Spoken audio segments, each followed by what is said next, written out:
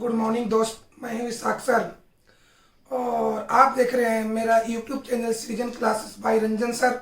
इस चैनल में आप लोग को हार्दिक स्वागत है और हम आप लोग से एक बात कहना चाहते हैं कि आप मेरे न्यू स्टूडेंट या पुराने स्टूडेंट हो या उनकी गार्जियन या भाई या कोई भी माता पिता हो, सबसे हम आपसे रिक्वेस्ट करते हैं कि आप मेरे चैनल को सब्सक्राइब कीजिए और पर डे मेरे वीडियो को देखें।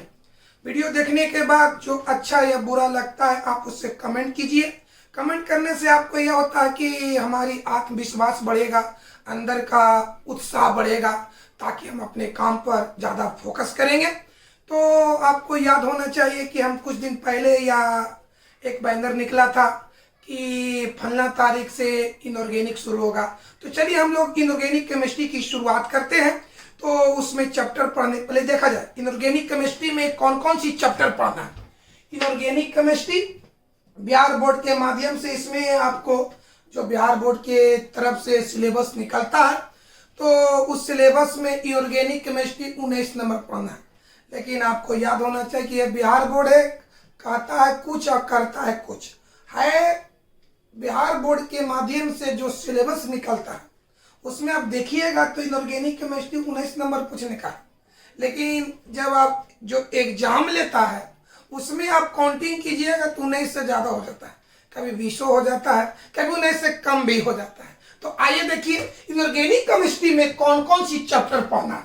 तो पहला चैप्टर का नाम है extraction of elements and its principle. याद होना चाहिए थोड़ा सा। इनऑर्गेनिक केमिस्ट्री में ये 4 चैप्टर पढ़ना है। इनऑर्गेनिक केमिस्ट्री में के नंबर का पढ़ना, 19 नंबर का पढ़ना है। कौन के चैप्टर पढ़ना है? 4 चैप्टर। कौन कौन? पहला का नाम है एक्सट्रैक्शन ऑफ एलिमेंट्स, मतलब तत्वों का निष्कर्षण, एंड इट्स प्रिंसिपल माने उनके सिद्धांत। यानी पहला चैप्टर का नाम है तत्वों का निष्कर्षण और उनके सिद्धांत। दूसरा चैप्टर का नाम है पी ब्लॉक और तीसरा चैप्टर का नाम है डी तथा एफ ब्लॉक और लास्ट चैप्टर का नाम है कोऑर्डिनेशन कंपाउंड यानी उपसंयोजन यौगिक। यानी हम कह सकते हैं कि इनऑर्गेनिक केमिस्ट्री में 4 चैप्टर पढ़ना है। पहला चैप्टर का नाम है तत्वों का निष्कर्षण और उनके सिद्धांत, जिससे एग्जाम में 3 नंबर पूछता है। दूसरा चैप्टर का नाम है पी ब्लॉक, जिससे एग्जाम में 8 मार्क्स माने 8 नंबर का पूछता है। तीसरा चैप्टर का नाम है डी तथा एफ ब्लॉक, जिससे 5 नंबर पूछता है। और अंतिम चैप्टर का नाम है कोऑर्डिनेशन कंपाउंड, हिंदी में कहते हैं उपसंयोजन यौगिक, जिससे 3 नंबर पूछता है। तो ये आपका सिलेबस के अनुसार हम नंबर बता दिए।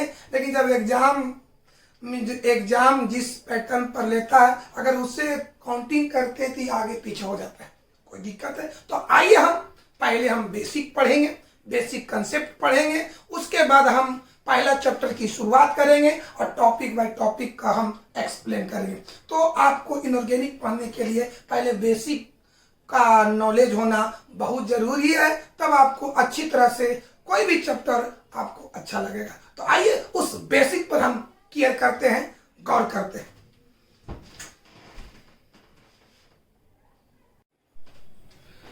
तो हाँ बाबू, अब हम लोग इनऑर्गेनिक केमिस्ट्री का बेसिक पढ़ेंगे। तो इनऑर्गेनिक केमिस्ट्री में ज़्यादातर रिएक्शन आता है, अभिक्रिया आता है। और अभिक्रिया को आप तभी अच्छा तरह से लिख पाइएगा, तभी अच्छा तरह से समझ पाइएगा जब कुछ इम्पोर्टेंट तत्वों और कुछ इम्पोर्टेंट ऋणात्मक मूलक का संयोजकता याद होना चाहिए। हमने क्या बोला? इनऑर्गेनिक केमिस्ट्री में ज़्यादातर आपको केमिकल रिएक्शन आएगा लिखने के लिए।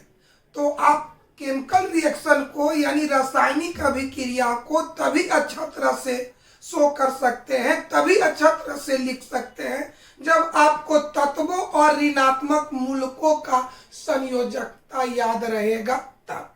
तो आइए या बेसिक कंसेप्ट में पहला टॉपिक देखिए वैलेंसी मतलब संयोजकता। तो आपको कुछ तत्वों का और कुछ ऋणात्मक मूलकों का सूत्र के साथ साथ संयोजकता भी याद होना चाहिए। तो आइए देखा जाए पहले हाइड्रोजन का संकेत H, हाइड्रोजन का संकेत H, लिथियम का संकेत Li, सोडियम का संकेत Na, पोटेशियम का संकेत K, सिल्वर का संकेत Ag, गोल्ड का संकेत Au। हाइड्रोजन का नाम आप 11 में सुने होंगे। तो हाइड्रोजन में 5 चीज है। हाइड्रोजन का संकेत X होता है, हाइड्रोजन का संकेत कैपिटल X, तो कैपिटल X के जगह फ्लोरीन, क्लोरीन, ब्रोमीन, आयोडीन, अस्टेटिन। यानी हाइड्रोजन कहने से 5 तत्व का बोध होता है, फ्लोरीन, क्लोरीन, ब्रोमीन, आयोडीन, अस्टेटिन। तो सुनो मेरे भाई, हाइड्रोजन का संकेत H, लिथियम का संकेत Li, सोडियम का संकेत Na, पोटेशियम का संकेत K, चांदी का संकेत Ag, सोना का संकेत Au। हाइड्रोजन, हाइड्रोजन में 5 तत्व आता है, फ्लोरीन, क्लोरीन, ब्रोमीन, आयोडीन, अस्टेटिन। इन सभी तत्वों का संयोजकता कितना होता है? 1। इस बोर्ड पर जितना लिखे हुए हैं, बोर्ड पर जो देख रहे हैं जितना लिखे हुए हैं सब की संयोजकता कितना होता है? 1। कोई पूछेगा हाइड्रोजन की संयोजकता, तो 1, सोडियम की संयोजकता, तो 1, लिथियम की संयोजकता। हाँ, हम फार्मूला लिखते समय कहीं कहीं पर तोड़कर समझाएंगे, तो समझाते क्रम हम आपको पूछेंगे कि फलना का संयोजकता बताइए। अगर संयोजकता याद नहीं रहे तो ना आप फार्मूला लिख पाइएगा, ना आप केमिकल रिएक्शन को दर्शा पाइएगा। तो बोला जाए हाइड्रोजन की संयोजकता 1, लिथियम की संयोजकता 1, सोडियम की संयोजकता 1, पोटेशियम की संयोजकता 1, सिल्वर की संयोजकता 1 और सोना की संयोजकता 1। हाइड्रोजन ग्रुप में आने वाला सभी तत्वों यानी फ्लोरीन हो, क्लोरीन हो, ब्रोमीन हो, आयोडीन हो, अस्टेटिन हो, सबकी संयोजकता 1। अब आगे बढ़ते हैं। हाइड्रो ऑक्साइड, हाइड्रो ऑक्साइड का सूत्र होता है OH, जिसका संयोजकता भी होगा 1। माने बोर्ड पर जितने हम लिखे हुए हैं सबकी संयोजकता 1 होता है। तो बताओ हाइड्रोक्साइड का सूत्र याद होना चाहिए। अगर फॉर्मूला याद नहीं रहेगा तो फॉर्मूला नहीं लिख पाइएगा। तो हाइड्रोक्साइड का सूत्र OH, जिसकी संयोजकता 1 होता है। उसके बाद क्लोरेट, सुना जाए क्लोरेट, क्लोरेट का सूत्र ClO3, क्लोरेट का सूत्र ClO3। हम पूछेंगे ClO3 को क्या कहते हैं? क्लोराइड, जिसकी संयोजकता क्या होता है? 1। OH को क्या कहते हैं? हाइड्रोक्साइड, जिसकी संयोजकता क्या होता है? 1। याद हुआ मेरे भाई? कोई दिक्कत? H का मतलब हाइड्रोजन, जिसकी संयोजकता 1, Li का मतलब लिथियम, जिसकी संयोजकता 1, Na का मतलब सोडियम, जिसकी संयोजकता 1, K का मतलब पोटेशियम, जिसकी संयोजकता 1, Ag का मतलब सिल्वर, जिसकी संयोजकता 1, Au का मतलब सोना, जिसकी संयोजकता 1, X का मतलब हाइड्रोजन, जिसकी संयोजकता 1, OH का मतलब हाइड्रो ऑक्साइड, जिसकी संयोजकता 1, ClO3 का मतलब क्लोरेट, जिसकी संयोजकता 1। OH को क्या कहते हैं? हाइड्रोक्साइड। ClO3 को क्या कहते हैं? क्लोरेट, जिसकी संयोजकता क्या होगा? 1 होगा। आइए इधर पढ़ते हैं। हाइपोक्लोराइड का सूत्र होता है OCl3, OCl3, ClO3 को पढ़ेंगे क्लोरेट और OCl को पढ़ेंगे हाइपोक्लोराइड। हाइपोक्लोराइड डा नहीं होगा बाप।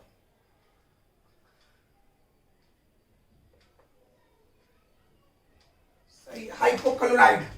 सुनो बड़े, OCl को क्या पढ़ेंगे? हाइपोक्लोराइड।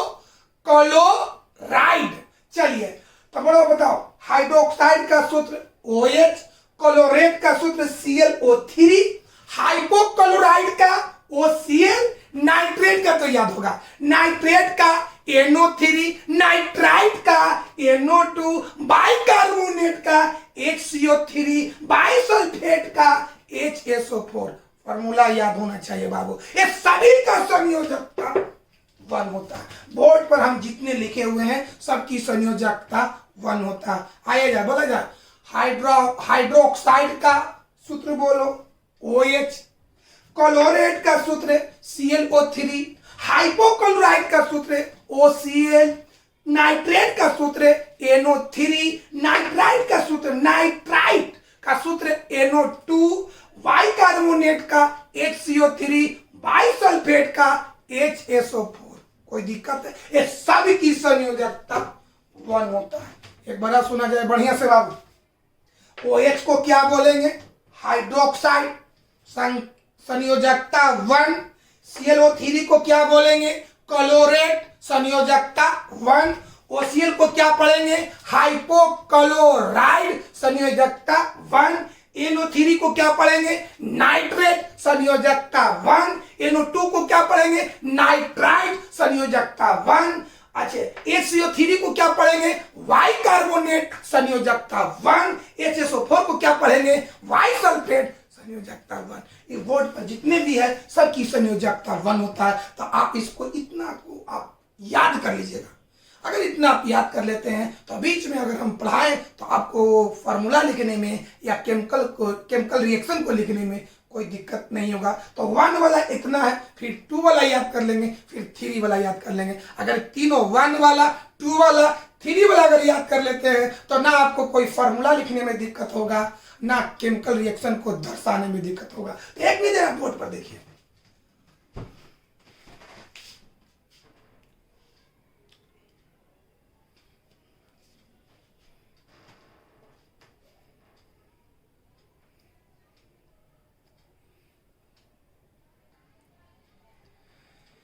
तो हाँ, अब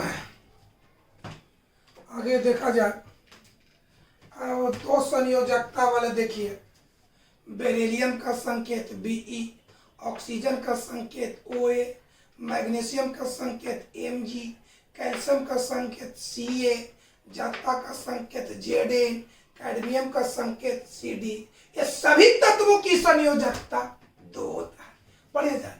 बेरिलियम की संयोजकता 2, बेरिलियम की संयोजकता 2, ऑक्सीजन की संयोजकता 2, मैग्नीशियम की संयोजकता 2, कैल्शियम की संयोजकता 2, जिंक की संयोजकता 2, कैडमियम की संयोजकता जो 2 होता है। पढ़ा जाओ। Be का मतलब बेरिलियम जिसकी संयोजकता 2 होता है।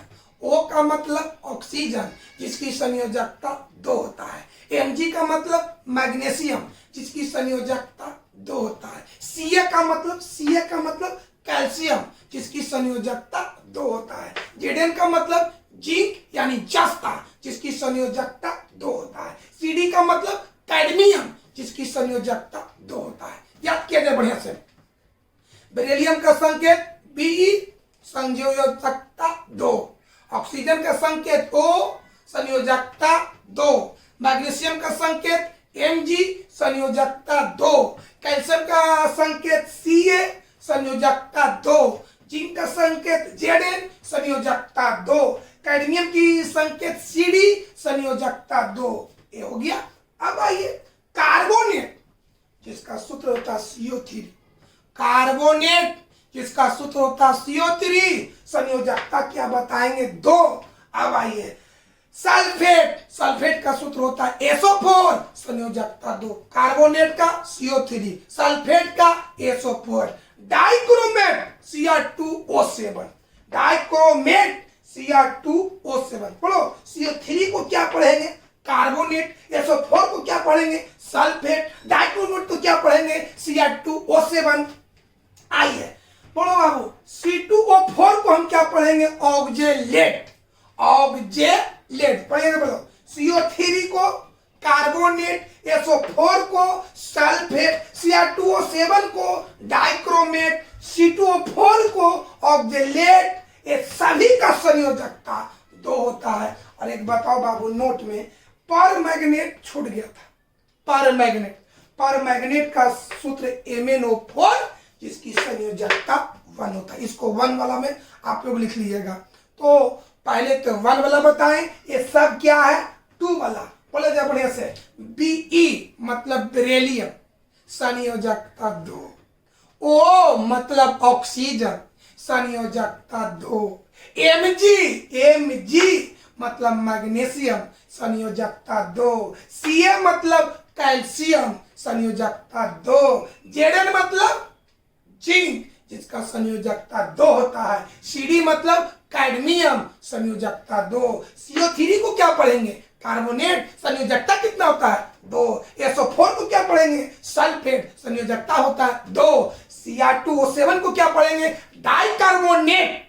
Cr2O7 को पढ़ेंगे डाइकार्बोनेट, संयोजकता होता है 2। C2O4 को क्या पढ़ेंगे? ऑक्जेलेट, संयोजकता होता है 2। यानी ये सभी का संयोजकता 2 होता है। एक नोट में छूट गया था, MnO4 को पढ़ते हैं पर मैग्नेट, जिसकी संयोजकता 1 होता है।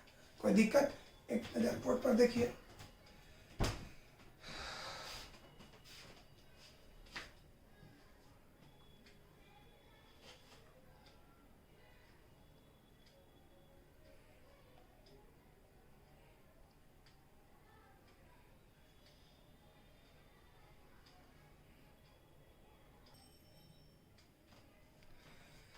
बाबू तो और देखिए तत्वों की संयोजकता। नाइट्रोजन का संकेत N, एल्युमिनियम का संकेत Al, फास्फेट का सूत्र PO4। ये तीनों की संयोजकता 3 होता है। याद हो गया? बताओ, N का मतलब नाइट्रोजन, जिसकी संयोजकता 3 होता है। Al का मतलब एल्युमिनियम, जिसकी संयोजकता 3 होता है। PO4 को क्या पढ़ेंगे? फास्फेट, जिसका संयोजकता 3 होता है।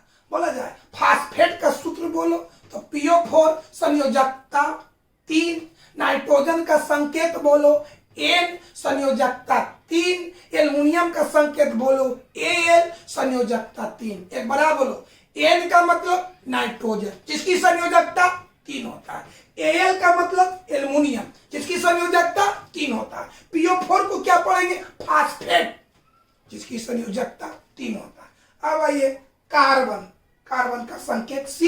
इसका तो आप मैट्रिक में पढ़े होंगे, चौथा चैप्टर केमिस्ट्री में, कि कार्बन की संयोजकता हमेशा 4 होती है। तो कार्बन की संयोजकता कितना होता? 4। नाइट्रोजन का 3, एल्युमिनियम का 3, PO4 का 3, कार्बन का 4। अब आइए कुछ परिवर्तनशील तत्वों की संयोजकता।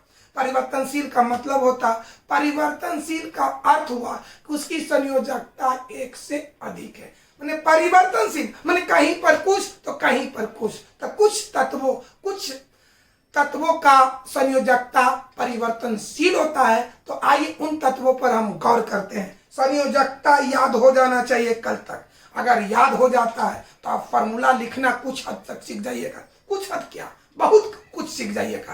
केमिकल रिएक्शन को समझने में आपको कोई प्रॉब्लम नहीं होगा। चलिए,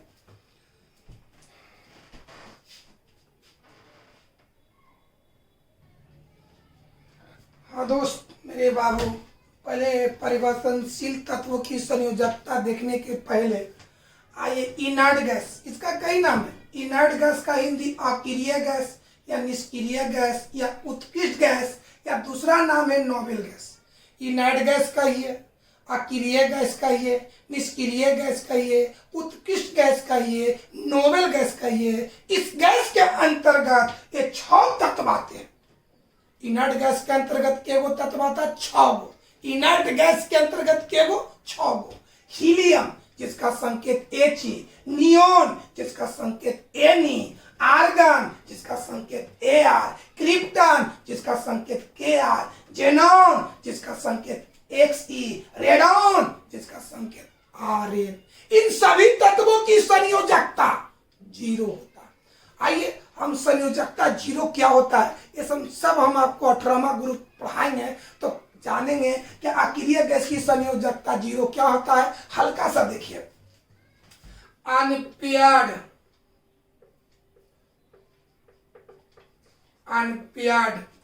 यानी कहने का मतलब 11 में पढ़े होंगे कि किसी तत्व की संयोजकता उसमें उपस्थित अनपेयर्ड इलेक्ट्रॉन की संख्या पर निर्भर करता है।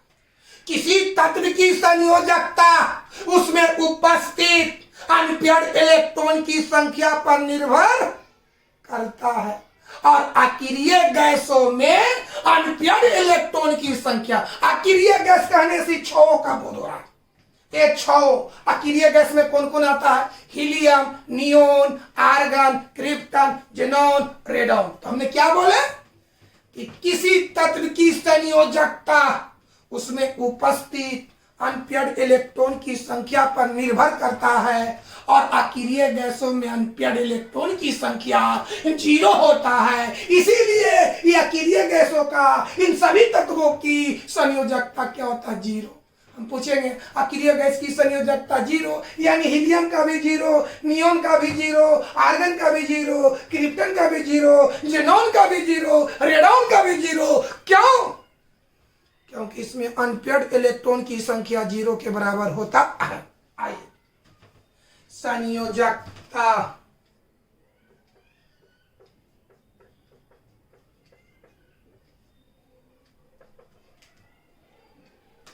हो गया?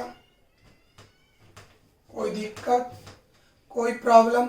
अब आइए हम आगे बातों पर अब देखते हैं परिवर्तनशील तत्वों का संयोजकता क्या होता है। परिवर्तनशील का मतलब कि उन तत्वों को परिवर्तनशील कहते हैं जिसकी संयोजकता 1 से अधिक हो। तो आइए उन तत्वों पर हम गौर करते हैं।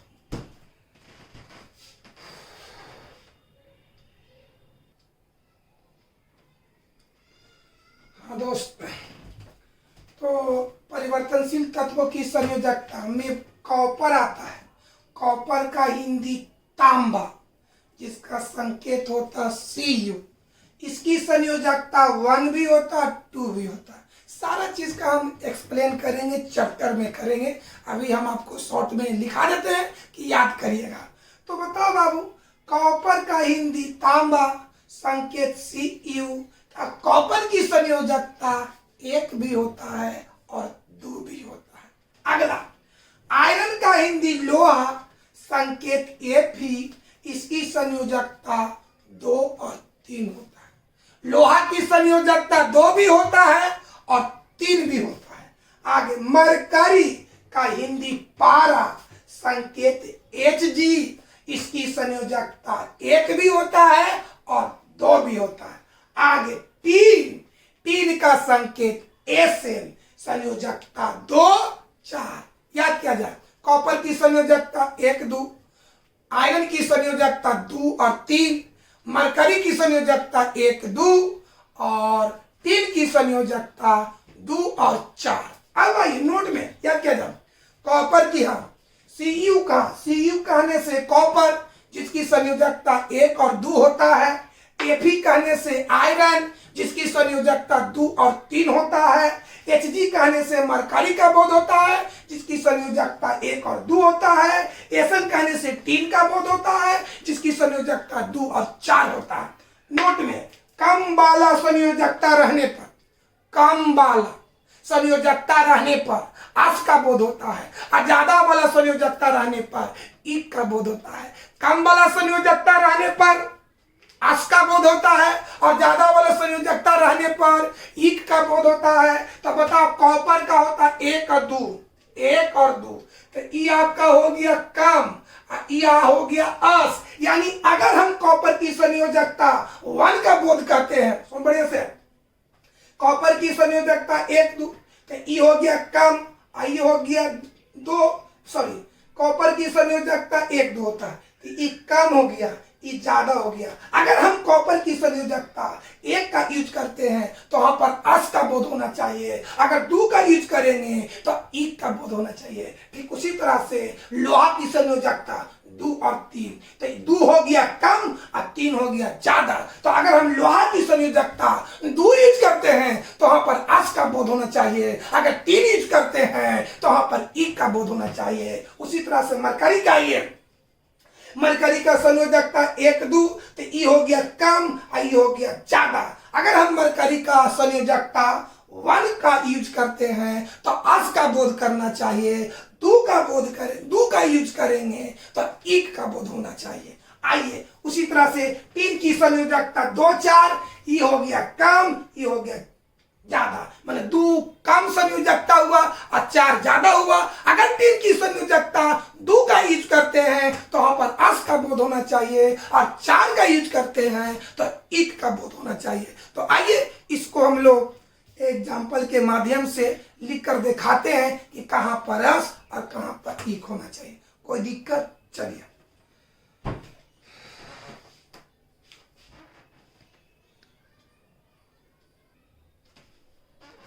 हाँ दोस्त, देखिए बाबू, सी यू माने होता कॉपर। समझिए, अगर कॉपर की संयोजकता हम 1 लिखते हैं, अगर कॉपर की संयोजकता माने कॉपर की संयोजकता 1 लिखते हैं, तब वहां पर हम Cu को पढ़ेंगे Q प्लस। सुनो बढ़िया से, अगर Cu का संयोजकता 1 लिखते हैं, तब वहां पर Cu को पढ़ेंगे Q प्लस। आइए,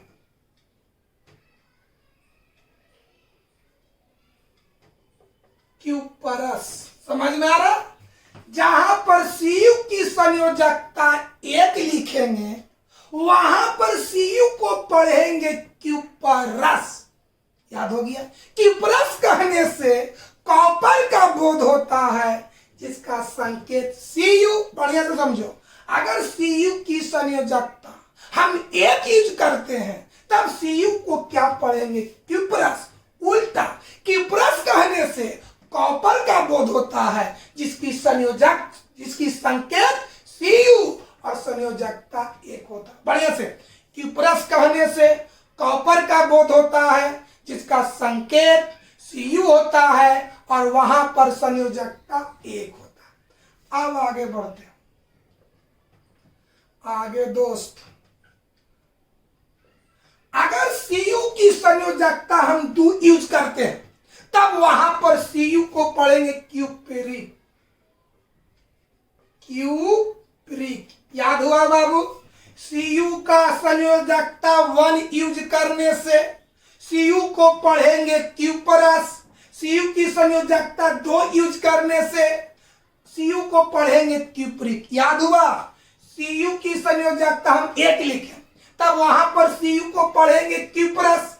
अगर Cu की संयोजकता 2 यूज करते हैं, तब वहां पर पढ़ेंगे क्यूप्रिक। यानी Cu को कहीं पर Q प्लस पढ़ेंगे तो कहीं पर क्यूप्रिक पढ़ेंगे। अगर संयोजकता 1 हो तो पढ़ेंगे Q प्लस, अगर 2 हो तो पढ़ेंगे क्यूप्रिक। उल्टा Q प्लस या क्यूप्रिक, बताओ। Q प्लस कहने से कॉपर का बोध होता है, जिसकी संकेत Cu और संयोजकता 1। एक बार समझे, कई बार Q प्लस हम बोले, Q प्लस का मतलब कॉपर का बोध हुआ, संकेत Cu, संयोजकता 1। क्यूप्रिक का मतलब कॉपर का बोध हुआ, संकेत Cu, संयोजकता 2। क्लियर है? आगे बढ़ते हैं दोस्त। दूसरा Fe।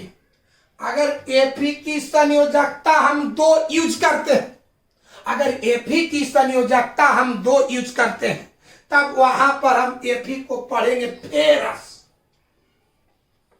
कोची बोलो मेरे भाई। अगर Fe का संयोजकता 2 यूज करते हैं, तब वहां पर पढ़ेंगे Fe को फेरस। उल्टा फेरस कहने से आयरन का बोध होता है, संकेत बोलो Fe, संयोजकता बोलो 2। अब आइए, अगर हम Fe का संयोजकता 3 यूज करते हैं, तब वहां पर Fe को हम पढ़ेंगे फेरिक। क्या मेरे भाई? Fe की संयोजकता 2 रहने पर क्या पढ़ेंगे? फेरस। 3 रहने पर फेरिक। उल्टा फेरस कहने से आयरन का बोध होता है, संकेत बोलो Fe, संयोजकता होगा 2। फेरिक कहने से आयरन का बोध होता है, संकेत Fe, संयोजकता 3। कोई दिक्कत है? अब आगे बढ़ते हैं दोस्त। नेक्स्ट आया जाए बाबू Hg। अगर मरकरी, इसको पढ़ेंगे मरकरी। अगर Hg का संयोजकता हम 1 यूज करते हैं, तब इसको पढ़ेंगे मर्क्यूरस। क्या मेरे भाई? क्या पढ़ेंगे? क्यूरस। अगर इसकी संयोजकता 2 यूज करते हैं तो पढ़ेंगे मरक्यूरिक। मरक्यूरिक याद हो रहा है बाबू। अगर Hg का संयोजकता 1 लिखते हैं तब हम Hg को पढ़ेंगे मरक्यूरस। अगर Hg का संयोजकता 2 लिखते हैं तब हम पढ़ेंगे मरक्यूरिक। उल्टा मरक्यूरस कहने से मरकरी का बोध होता है, जिसका संकेत Hg और संयोजकता 1 होता है। मरक्यूरी कहने से मरकरी का बोध होता है, जिसका संकेत Hg और संयोजकता 2 होता है। तीसरा चलते एसेन। अगर एसेन की संयोजकता 2 लिखते, थोड़ा सा देख लेते बोर्ड पर कट तो नहीं रहा बाबू, नहीं कट रहा है। अगर एसेन की संयोजकता 2 लिखते हैं बाबू, एसेन की संयोजकता 2, तब पढ़ेंगे अस्टेनस। अस्टेनस। अगर एसेन की संयोजकता 2 रहे तब एसेन को पढ़ेंगे अस्टेनस। अगर एसेन की संयोजकता 4 यूज करे तब एसेन को पढ़ेंगे अस्टेनिक। अस्टेनिक याद हो रहा मेरे भाई। एसेन की संयोजकता 2 रहने पर अस्टेनस, 4 रहने पर अस्टेनिक। कोई दिक्कत है बाबू? ये था संयोजकता की कहानी। हम आपसे रिक्वेस्ट करते हैं, काइंडली रिक्वेस्ट करते हैं कि आज हम जितना संयोजकता बताए हैं उसको आप प्रैक्टिस करके, कॉपी पर लिख करके, पैड पर लिख करके आप उसको याद कर लीजिएगा, कि ताकि हम इनऑर्गेनिक कहीं भी पढ़ें, चारों चैप्टर पढ़े, अगर हम संयोजकता पूछे तो आप बताइएगा। अगर नहीं बताते हैं तो आपको फिर समझने में दिक्कत होगा।